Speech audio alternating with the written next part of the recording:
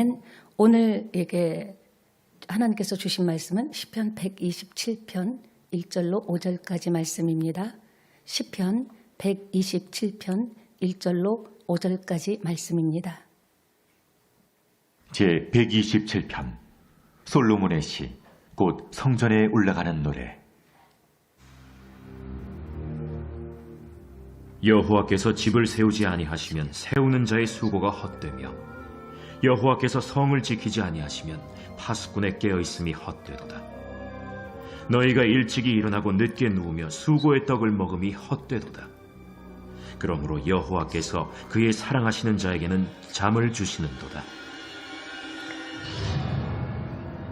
보라, 자식들은 여호와의 기업이요 태의 열매는 그의 상급이로다.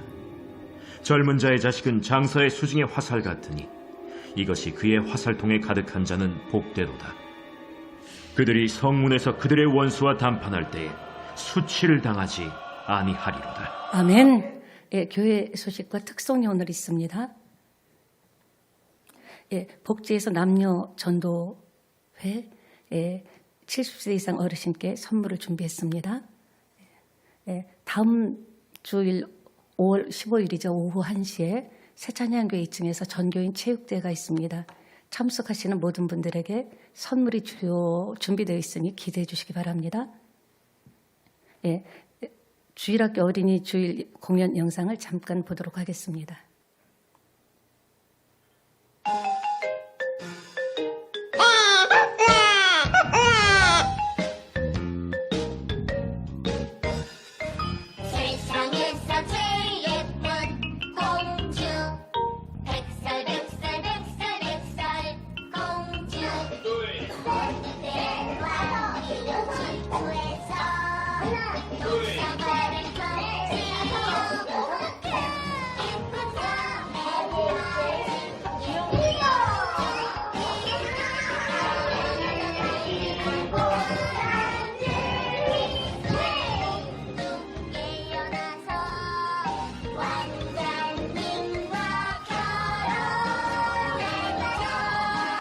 유튜브 들어가시면 주일학교 영상이 나옵니다.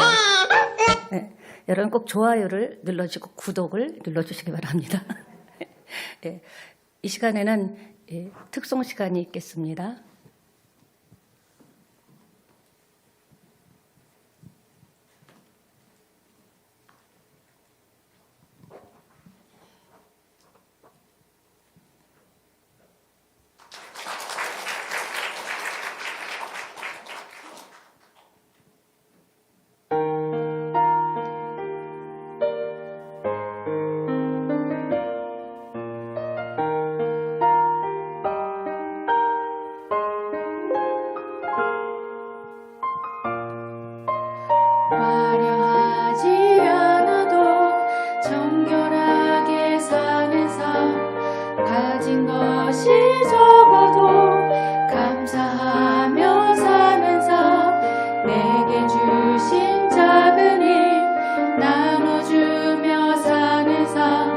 이것이 나의 삶의 행복이라고.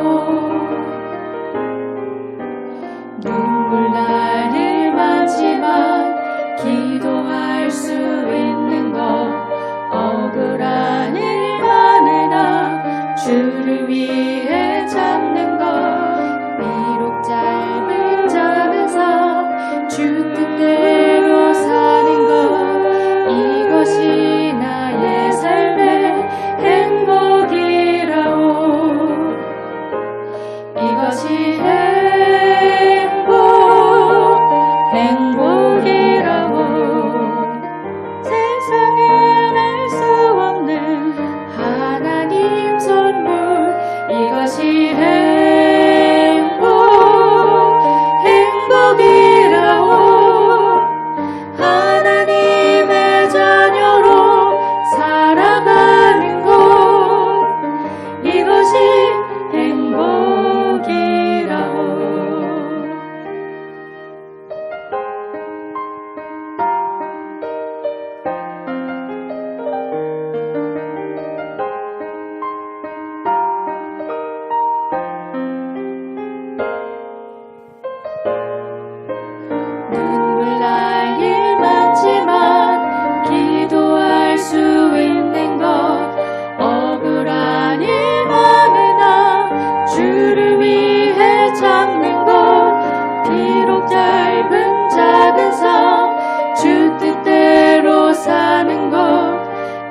이것이 나의 삶의 행복이라오.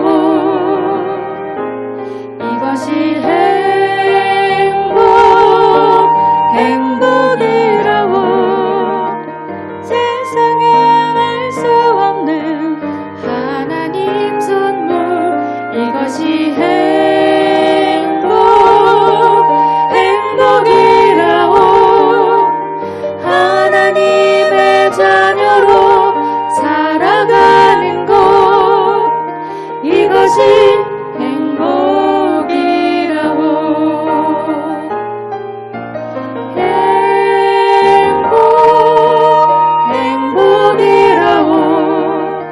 세상에 알 수 없는 하나님 선물. 이것이 행복이라오. 하나님의 자녀로 살아가는 것. 이것이 행복이라오. 이것이 행복이라오.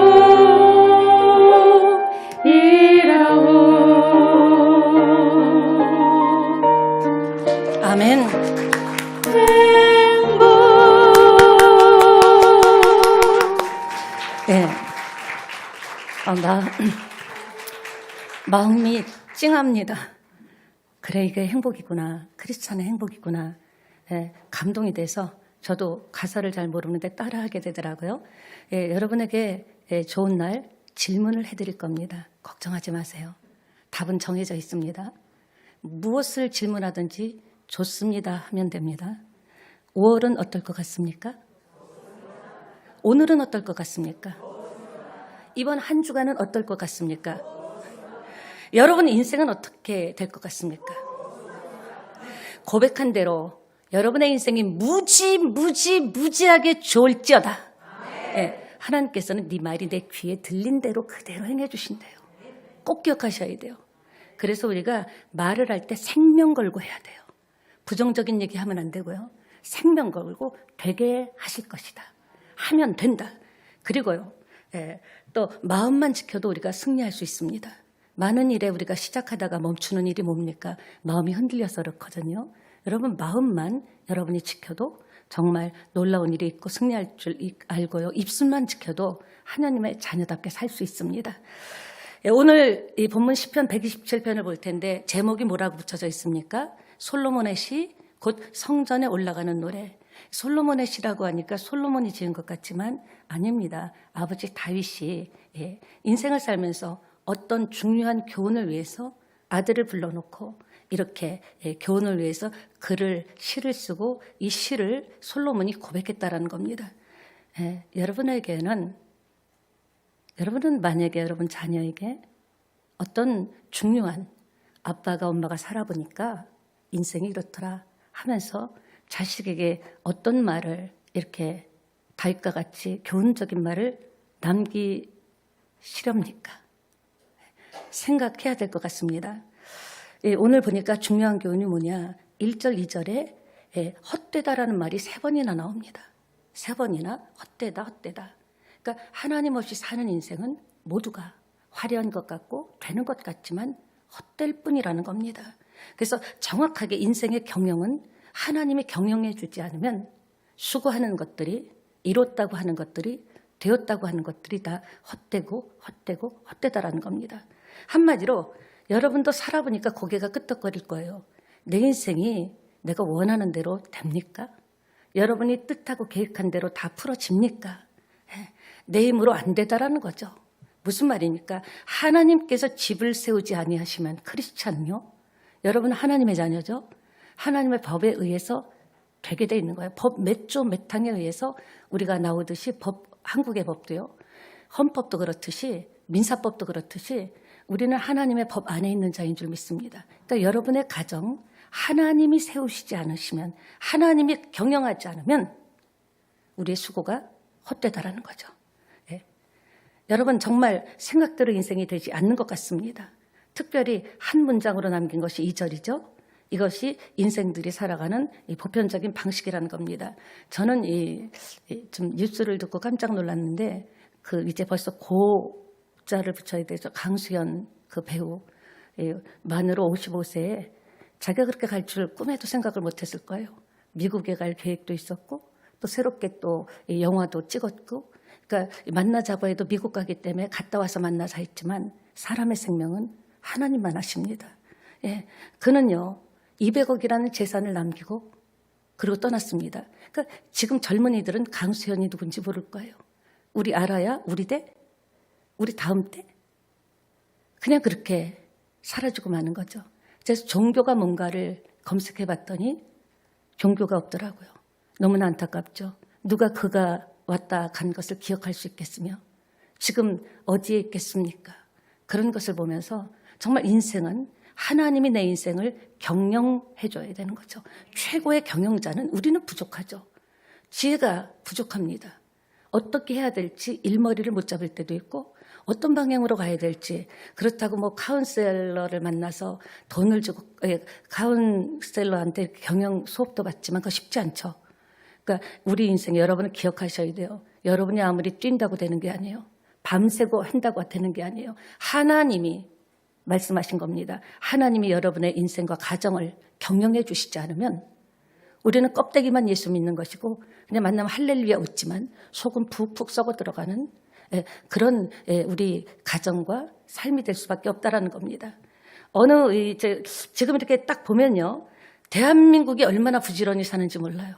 저는 깜짝 놀랐어요. 10위인데 이제 벌써 5위권으로 가고 있다고 그런 얘기를 듣습니다. 어렸을 때만 해도 정말 외국에서 저는 구호 우유 이렇게 딱딱하게 굳은 우유도 먹어봤어요. 저희 아버지가 원호청에 계셨기 때문에 그런 것들을 많이 갖고 오셨거든요. 이가 버글버글하고 정말 집도 판잣집 비슷한 데서 살고 다 가난했습니다. 근데 놀랍도록 부지런하게 살았죠. 그래서 1945년 해방이 된 후에는 잡지사에서 그럼 그 이후에 우리가 한번 대한민국에 대한 성적표를 한번 내보자. 대한민국이 어떻게 이렇게 됐는지 특별히 아버지 세대 저 같은 경우는 어중간히 낀 세대입니다. 할아버지 세대, 아버지 세대, 그 다음 세대. 그런데 성적표가 가슴 짠한 성적표가 나왔습니다. 딱 한 줄로 이렇게 정리되어 있죠. 일밖에 한 것이 없다. 예, 우리의 부모님들은요. 일밖에 한 게 없어요. 우리 할아버지 세대는요. 죽어라. 그때는 뭐 영어를 압니까? 요즘같이 컴퓨터가 있습니까? 놀 줄도 몰랐어요. 그러니까 젊은 세대들이 은근히 놀렸죠. 왜 사는지 모르겠어. 꼰대들. 왜 살았습니까? 그런데 그 덕이 참 서글픈 조롱인데 그 덕에 아무것도 없던 여러분은 아실 거예요. 아무것도 없는 허벌판에 기둥을 세우고 지붕을 덮어준 것이 우리 할아버지, 할머니 세대, 아버지 세대였다라는 겁니다.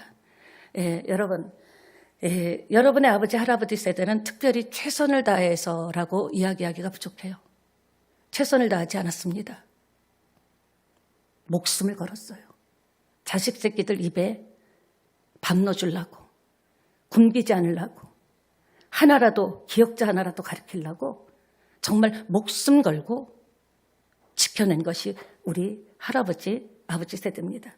지금은요, 경제적으로는 10위, 이제 지금은 10위에서 점점 안으로 들어가고 헐리우드의 유명한 스타들도 한국에 세컨하우스를 살 정도로 우리나라가 우리가 이해할 수 없죠. 그 많은 정치적인 논쟁 속에서도 나라는 하나님께서 붙잡아 주심으로 말미암아 여기까지 왔습니다. 그건 분명합니다. 선교사님들이 와서 문맹이었던 한국 난 놓고 기억자도 모른다. 저 어렸을 때 많이 썼습니다. 그래도 기억자는 알아야 된다. 그 문맹국에 선교사들 오면은 죽이니까 이 학교 선생님들이 의사들이 와서 배재고등학교, 이화여대 다 누가 세웠습니까? 연세대 다. 다 선교사님들이 세워서 그때부터 난 놓고 기억자를 알게 됐고 문명을 받아들이게 됐고 이렇게 기초가 돼서 그 많은 선교사님들은 지금도 양화진에 가면 선교사님들의 무덤이 있습니다. 그분들은 딱 하나 우리나라를 위해서 사명을 감당하러 와서 기꺼이 죽어줬기 때문에 정말 이렇게 참 기적을 일구게 된 줄 믿습니다. 중요한 것은 무엇이냐? 그렇게 열심히 살았지만 중간에 한복판에 하나님의 통치가 없었다면, 우리 어렸을 때만 해도요, 아니 우리 어렸을 때가 아니라 제가 맨 처음에 예수 믿을 때만 해도 정말 먹을 게 없는 사람이 많고 힘들었어요. 그 IMF 때 저희 교회가 개척을 했는데 지하실에서 새벽에 정말 많은 기도를 했습니다. 그 지하실에서 기도하고 그 결과 우리 교회도 하나님께서 여기까지 오게 하셨습니다. 예. 그러나 하나님이 통치하지 않는다면, 지금 먹고 살만 한다고 하더라도 그 중심에 하나님이 집을 세우지 않고 여러분의 자녀를 세우지 않는다면 우리가 수고하고 애쓰고 땀 흘리는 것이 무슨 유익이 있겠습니까? 중요한 거죠. 그러니까 인생이 무의미하다는 겁니다. 여기서 헛되다라는 말은 뭡니까? 텅 빈 손에 걸러지는 게, 뭐 이렇게 걸러져서 잡히는 게 있어야 되는데, 열심히 뛰고 열심히 노력하고 열심히 살았는데 잡으려고 해도 걸러지는 게 없고 손을 펴보면 아무것도 없다라는 겁니다. 해 아래서 수고한 것이 헛되다. 사람에게 제일 큰 절망이 뭘까요? 없는 걸까요? 제일 큰 좌절이 뭘까요? 지금 힘든 걸까요? 하다 보니 이것도 안 되고 저것도 안 되고, 또 이래도 막히고 저래도 막히고, 머리는 복잡하고 생각은 많은데 뚜렷하게 어떻게 결정된 것도 없고, 그게 좌절과 절망일까요? 결코 아닙니다. 성경에서 말하는 좌절과 절망은요, 그것만 움켜쥐면, 그 자리에만 올라가면, 우리 자식이 이렇게만 되면, 우리 가정이 이렇게만 되면 행복할 줄 알았는데, 부러울 게 없는 줄 알았는데, 막상 그 자리에 딱 가봤는데 그것이 나에게 행복을 주지 않는다라는 거예요. 여러분, 사골세 살면요, 전세 살고 싶어요. 그래서 전세 살면 만족해야 되잖아요. 전세 살면요, 자기 집 가고 싶어요. 아파트 한번 살아보고 싶다. 아파트 가지만요, 그걸로 끝나고 행복합니까?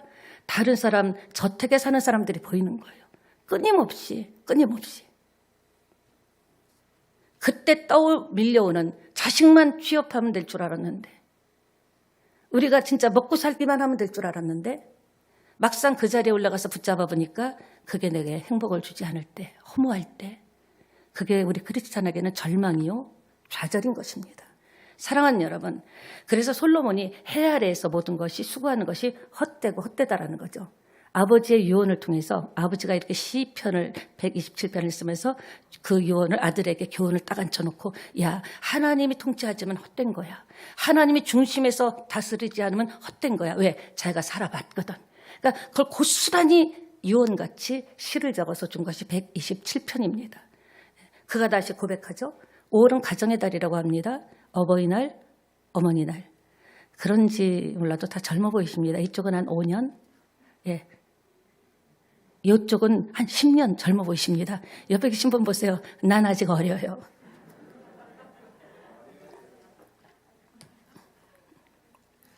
예, 가정은 그 사회가 아무리 강조해도 부족할 정도로 최소한의 기초단입니다. 로마의 그 엄청난 제국이 어떻게 붕괴됐습니까? 가정이 붕괴됨으로 말미암아 그 로마 제국이 붕괴되고 무너졌다라는 거죠. IMF를 통해서 우리는 참 많은 것들을 배웠습니다. 물론 떠나고 이혼하고 그런 것도 있었지만, 그때 우리가 정말 참 순진하죠. 금 모으기를 정말 집에 있는 실반지까지 다 갖다가 나라를 위해서라면 단합하는 마음이 있었고, 그때 정말 어려울 때 내 곁에 있어준 사람이 진짜죠. 끝까지 지켜준 사람들. 참으로 이래저래 가정이 견고하면 쉽게 무너지지 않습니다. 가정만 탄탄하면요, 어려워도 무너지지 않아요. 그러나 모든 걸 다 갖고 유복해도 무너지고 헤어지고 깨지는 가정이 너무나 많다라는 거예요. 그건 돈 문제가 아니라는 거죠.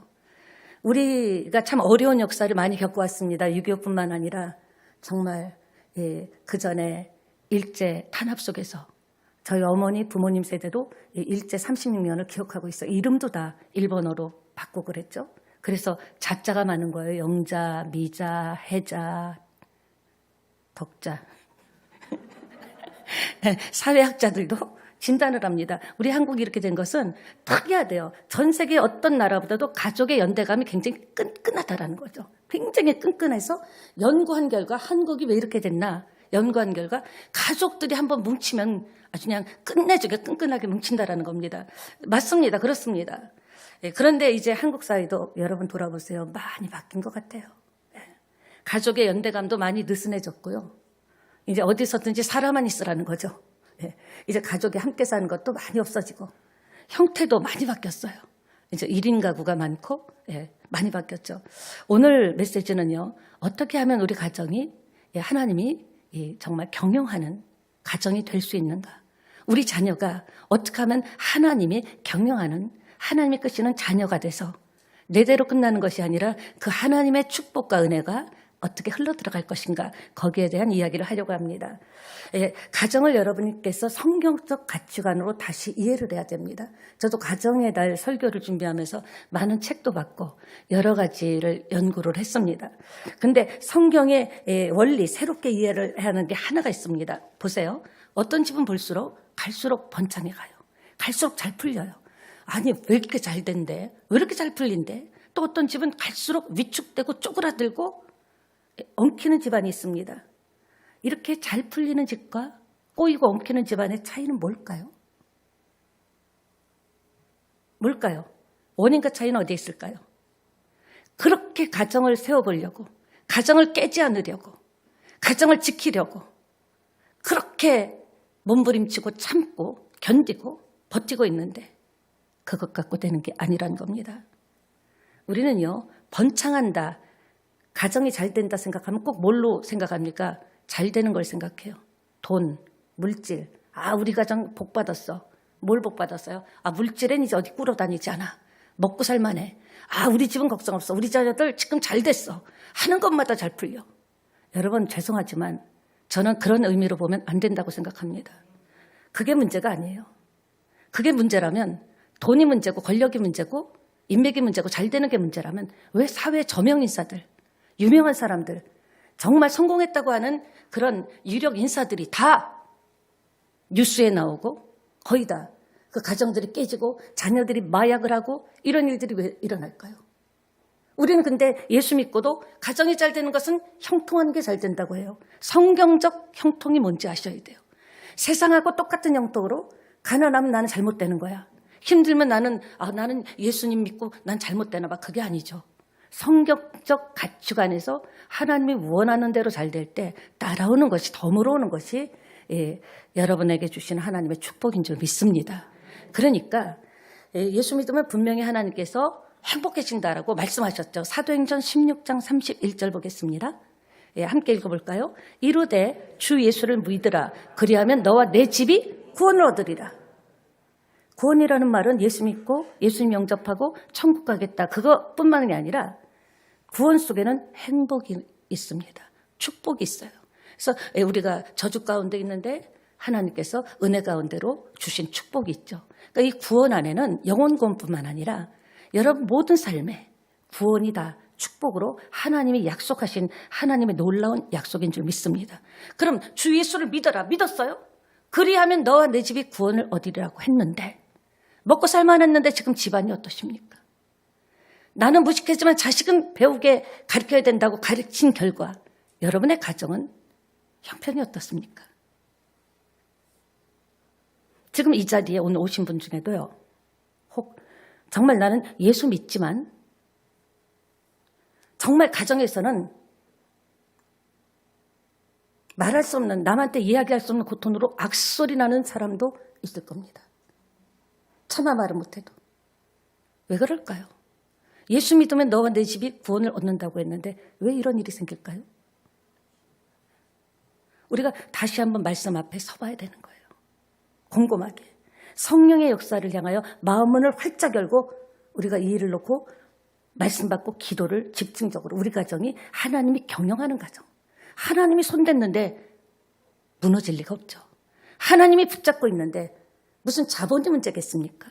내가 알고 있는 그 분야의 전공적인 전문 지식이 문제겠습니까? 하나님이 기회를 주시고 내가 모르면 나보다 더 많은 아주 전공적인 지식을 아는 사람을 붙여주셔서 같이 협력하게 하시고 내가 꼭 다 알아야 됩니까? 하나님께서 알게 내 인생에 필요한 사람들을 만나게 하는 만남의 축복만 있으면 내가 다 몰라도 되는 거예요. 그 문제는 뭡니까? 여러분, 저는 교회만 다닌다고 예수 믿는 건 아니라고 생각합니다. 많은 사람들이 교회를 다니면 나는 예수 믿는다고 생각합니다. 물론 안 믿는 건 아니겠지만 교회에 다니는 것만으로 예배 참석하는 것만으로 내가 예수 믿습니다라고 말하기도 참 어렵다는 거예요. 냉정하게 한번 생각을 해보세요. 주 예수를 믿으라. 그리하면 너와 내 집이 구원을 얻으리라고 했습니까? 안 했습니까? 반드시 문제가 해결됩니다. 사람의 약속도 지키는데 주님이 하신 약속을 주님이 지키지 않으면 주님이 아니죠. 구원자가 아니죠. 그런데 그동안 예수 믿어도 우리 가정은 왜 이 모양 이 꼴이냐. 그런데 내가 정말 예수를 믿었는가 한번 생각해 보세요. 내가 교회 다니고 예수 믿습니다 하지만 정말 우리 집이 왜 이러냐. 내 삶과 내 인생이 왜 이러냐. 사람들한테 남살스러워서 할렐루야 표정 관리하지만 그 안에 들어가 보면은 끊임없는 분쟁이 있고. 여러분이 한번 생각해 봐야 돼요. 나 정말 예수를 믿나? 하나님의 말씀을 믿나? 잠언 17장 1절 보겠습니다. 한번 읽어볼까요?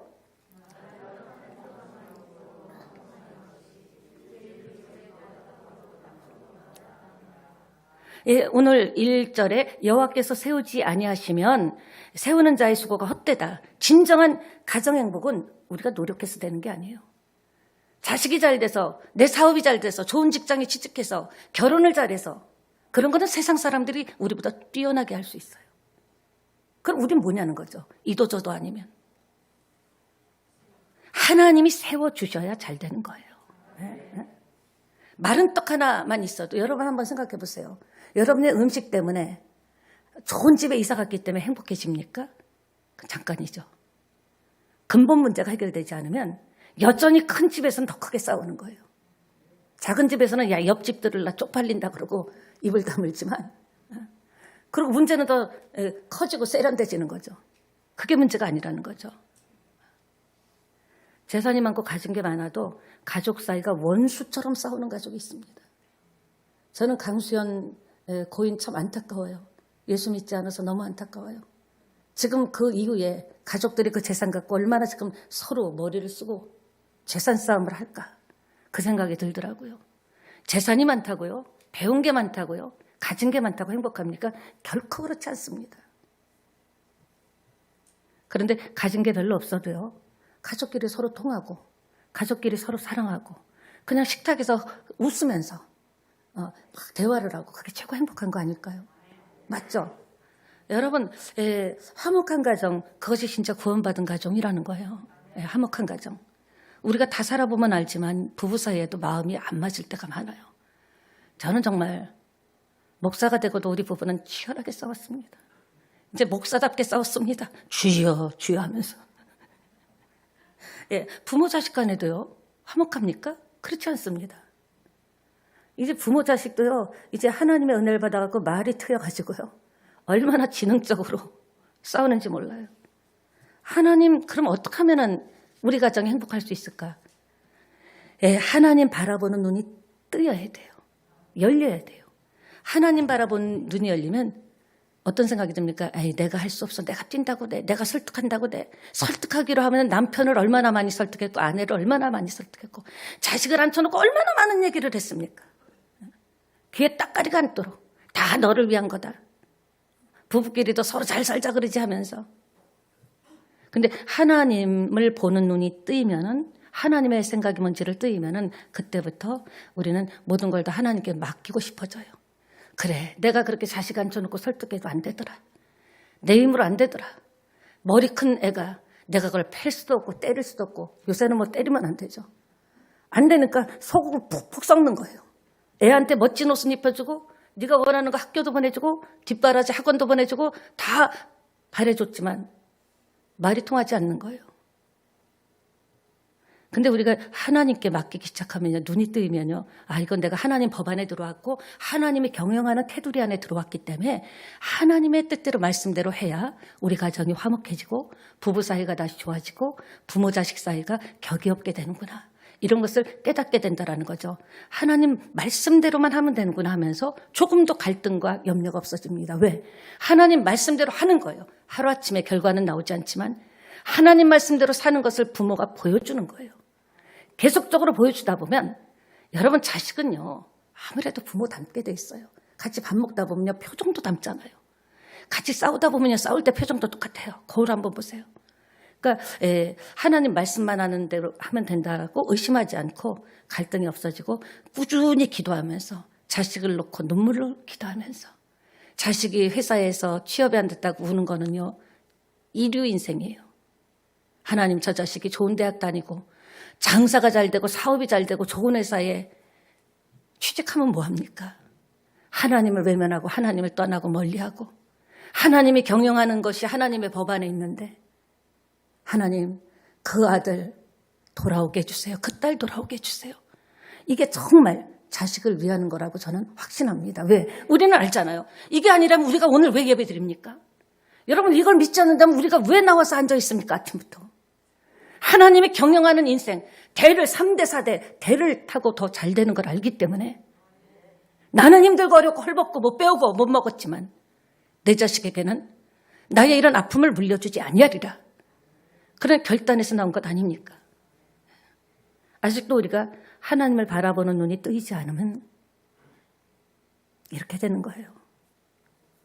그러니까 여전히 내 생각이 하나님의 생각보다 앞서가고 내 뜻이 아니 하나님 거는요 잠깐만 기다리세요. 스톱. 요건 아닙니다 하면서 내 생각 내 방법으로 나가다 보니까 하나님의 방법대로 하는 것이 안 될 것 같고 더딜 것 같고 남들이 볼 때는 웃긴다 하고 할지 몰라도 성경은 하나님의 말씀이고 하나님은 성경대로 역사하십니다. 그러니까 힘들고 어려워도 그것이 불편해도 하나님 앞에 기도하고 우리 가정의 진짜 아버지는 하나님이십니다. 이렇게 가정이 화목하고 서로 다 피곤한 인생 살잖아요. 그래서 집에 들어가서까지 얼굴 붉히고 그러면 어떻게 살겠어요? 숨이 막혀서. 저는 아직 눈이 조금밖에 안 뜬 것 같아요. 요새는 이렇게 보면 우리 임 목사님이 참 짠해요. 잘해주고 싶어요. 정말 나 만나서 고생했다. 그런 마음이 전에는 그랬어요. 내가 그때는 저 인간을 만나서 이렇게 해서 햇사람이었는데 부산에 나왔어 그랬는데 지금은요. 우리 목사님 보면 든든하고 고마워요. 정말 여러분이 상상할 수 없을 정도로 싸웠습니다. 그런데 하나님을 보는 눈이 조금 뜨이니까 그냥 딸도 짠해 보이고 이렇게 짜증이 났다가도 보면 좀 잘해주고 싶고 우리가 서로 뭐 또 얼마나 이렇게 맞대고 살 건가 언젠간 떠날 텐데 그런 생각하니까 또 임 목사님도 저한테 참 잘해주더라고요. 그러니까 참 분위기가 좋아졌어요. 전에는 캉캉 문 닫았는데 여러분도 그렇게 되리라고 저는 확신합니다. 하나님을 바라보면 싸울 일들이 없어지죠. 진짜 가정 행복은 하나님이 세우시는 것이구나를 알게 됩니다. 그래서 가정에서 하나님 우리 가정을 세우기 위해서 우리가 뭘 해야 될까요? 기도해야 되는데 어떤 기도를 해야 될까요? 정말 여러분이 구원 가정 받은 가정, 행복한 가정이 되기를 원하시면 아멘 합시다. 간단해요. 남편을 볼 때 남편만 보는 것이 아니라 남편을 볼 때 주님을 같이 보면 됩니다. 아내를 볼 때 아내만 보는 것이 아니라 아내를 볼 때 주님을 같이 봐야 돼요. 아내와 함께 계신 자식을 볼 때 자식만 보는 것이 아니라 그 자식과 함께 있는 주님을 봐야 됩니다. 이해가 되십니까? 항상 우리가 주님을 바라볼 수 있으면 그러니까 남편을 보는데 주님이 보이면요. 또 아내를 보는데 주님이 보이고 아버지 엄마를 보는데 주님이 보이고 자식을 보는데 주님이 보이면 하나님께서는 그 부부관계 부모 자식 관계를 놀랍도록 만들어 가십니다. 주님이 보이는데 우리가 함부로 할 수 있겠습니까? 주님이 딱 남편한테 뭐라고 이야기하려고 막 바바바박 하려고 그러는데 주님이 딱 나를 짠한 눈으로 보는데 주님이 보고 계신데 어떻게 우리가 거기서 여러분이 하는 말 그거요. 그거 할 수 있겠습니까? 그러니까 내가 우리 가족을 볼 때 주님이 같이 보이는 겁니다. 그렇게 기도를 해야 돼요. 하나님 앞에 가족을 위해서 기도하는 것은요. 그리고 또 뭐가 있냐면 그러니까 남편한테 무슨 얘기할 얘기가 있잖아요. 그럼 먼저 기도로 남편을 만나야 돼요. 하나님 제가 남편에게 이런 얘기 저런 얘기를 하려고 그러는데 하나님 어떻게 생각하세요? 그럼 기도로 남편을 먼저 만나는 거예요. 그러면요. 해야 될 말, 안 해야 될 말이 이전보다는 확실히 변화될 겁니다. 아내에게 무슨 말을 해야 돼? 자식한테 이번에 이제 이놈 자식 뭐냐 임시애기 막 하면서 얘기를 할 때 미리 기도하는 거예요. 자식을 보는 거예요. 기도하면서. 그러면 어떻게 보면 내가 그렇게 또 뭐 그렇게 잘해준 것도 없는 것 같고, 내가 또 아플 때 자기 어렸을 때 또 아픔도 또 뭐 경제적인 결핍도 많이 준 것 같고, 미리 자식을 기도하면서 자식을 만나기 전에, 자식에게 얘기하기 전에 기도하면요, 관계가 굉장히 달라집니다. 화목해집니다. 그러니까 무슨 말입니까? 하나님이 해주셔야 돼요. 그러려면 어떻게 해야 돼요? 기도해야 됩니다. 그러니까 회사, 뭐 직장이나 사업이나 누구를 만나기 전에 그 사람을 놓고 먼저 기도하고 만나면 돼요. 그러면은 어떻게 해서 내 입에서 이런 말이 나오지? 생각지도 못한 말이 탁탁 자기도 기가 막힌 거예요.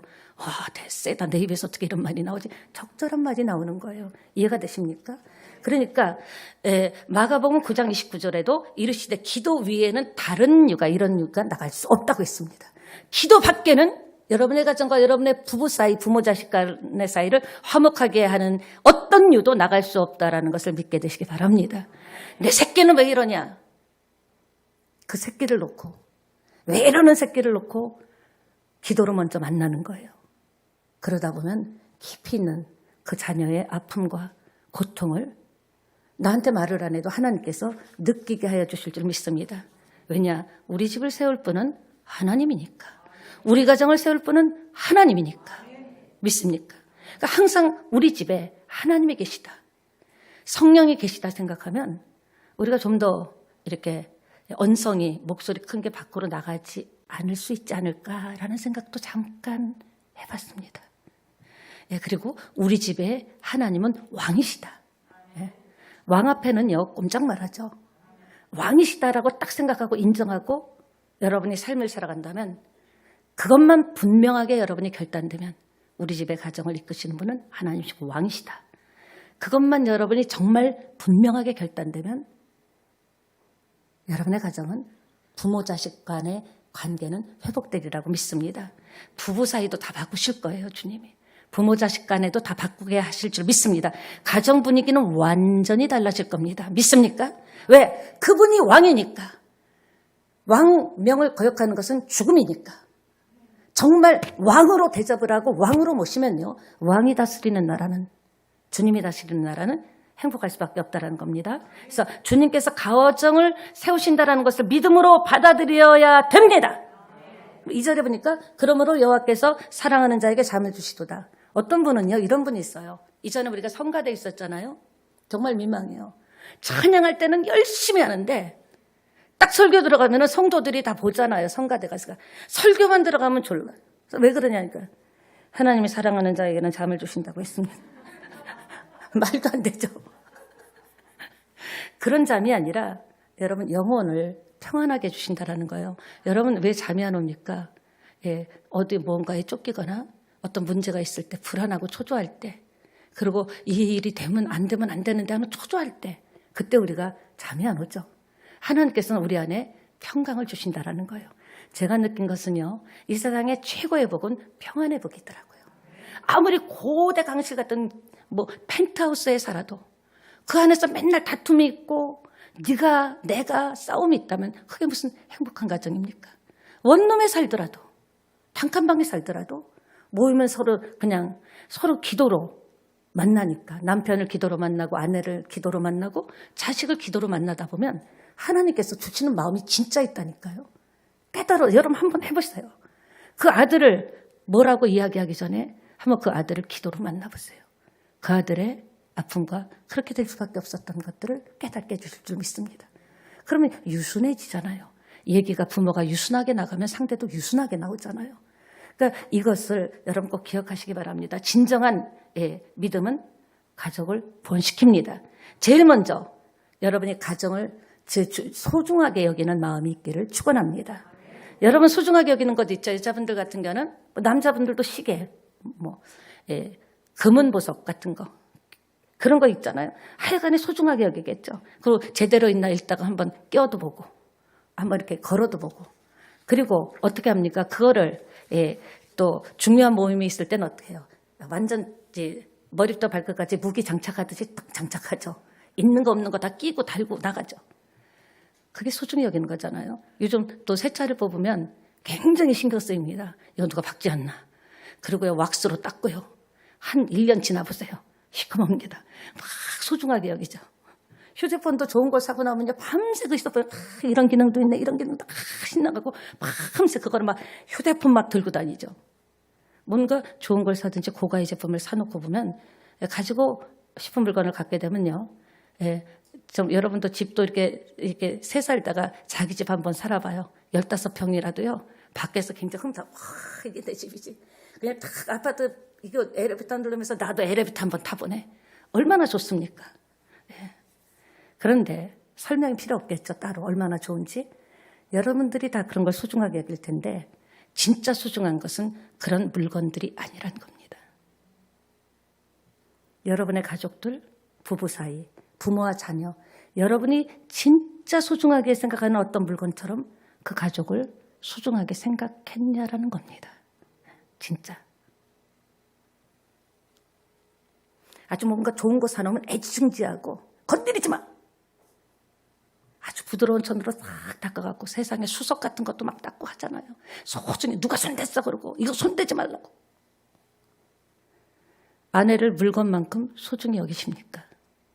남편을 여러분이 아끼고 원하는 그 좋다고 하는 물건만큼 소중히 여기고 계십니까? 진짜 우리가 이렇게 해야 될 일은 가족이라는 거예요. 이렇게 해야 될 것은 큰 단위로는 교회라는 거예요. 우리 교회 성도들끼리 서로 아끼고. 제가 그때 교육할 때 그런 얘기 했어요. 누가 교회에 대해서 얘기하면 집까지 쫓아가라. 누가 담임 목사, 박경희 목사 어쩌저쩌 그러면 집까지 쫓아가라. 당신이 봤냐? 아니야. 이게 가족 아닙니까? 우리 성도에 대해서 건드리면 우리는 교회는요 더 큰 가족입니다. 누가 우리 교인에 대해서 교회에 대해서 얘기하면요 같이 맞장구 치면서 그렇게 말이야. 그렇지? 그거는 정말 화목을 깨트리는 거예요.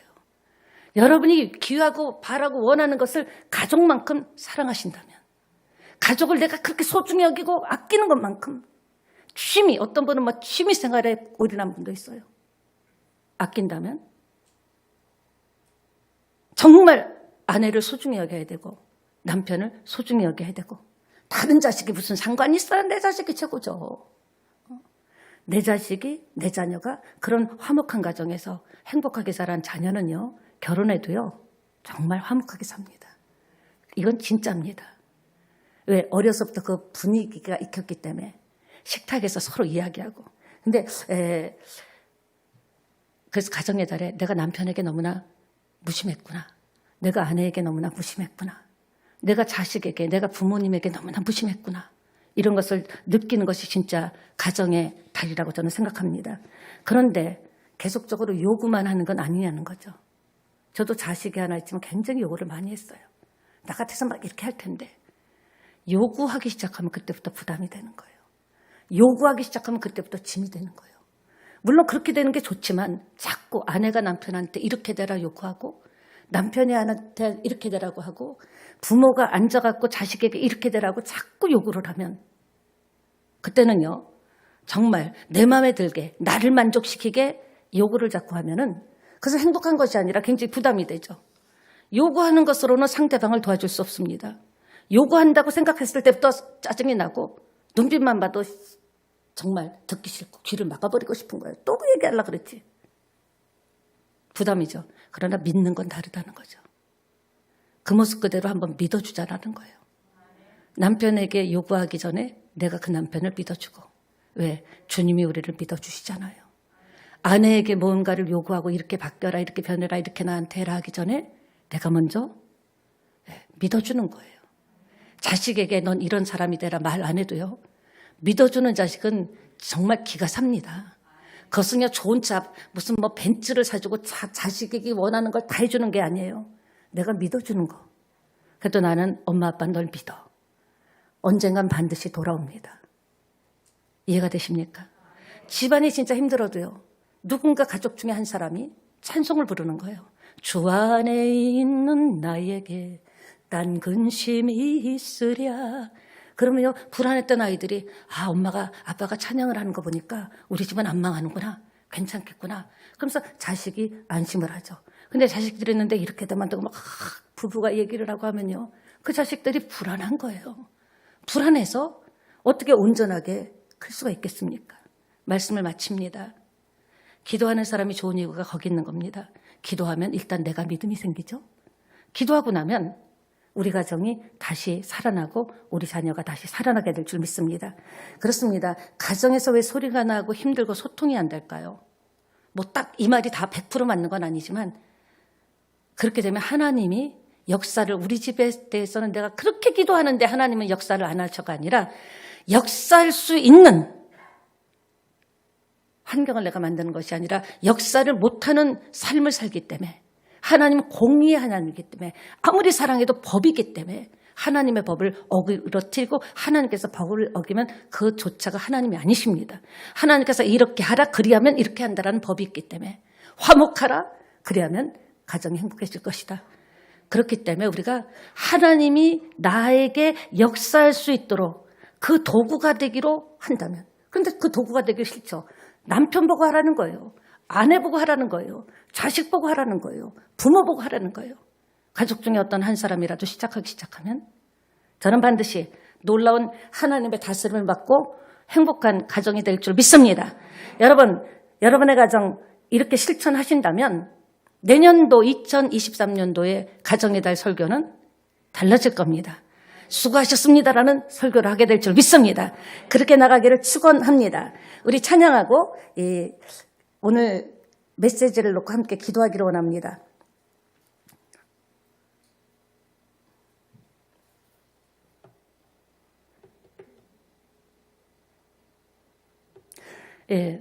저와 여러분은 언젠가 오늘 달과 같이 이 땅을 떠나게 될 것입니다. 그때 여러분 자식 뒷바라지 해준 것, 그것보다 중요한 것, 유학 보낸 것도 아니면은 시험 치는데 그렇게 뒤에서 기도해 준 것보다 그리고 더 원하는 걸 다 해준 것보다도 더 중요한 것은 뭡니까? 기도인 줄 믿습니다. 여러분은 한번 생각해 봅시다. 그리고 기도합시다. 여러분의 자녀를 위해서